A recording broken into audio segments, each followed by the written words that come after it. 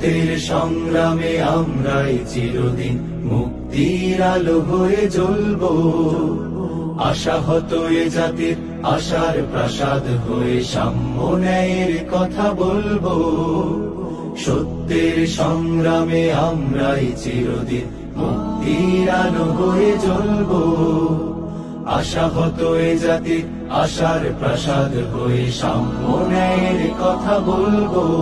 পুণ্যভূমি এই স্বাধীন সোনার দেশ সম্প্রীতির এক উপমা।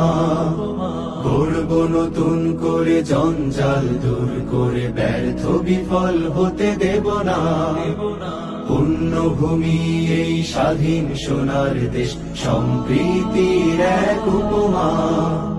গড়ব নতুন করে জঞ্জাল দূর করে ব্যর্থ বিফল হতে দেব না।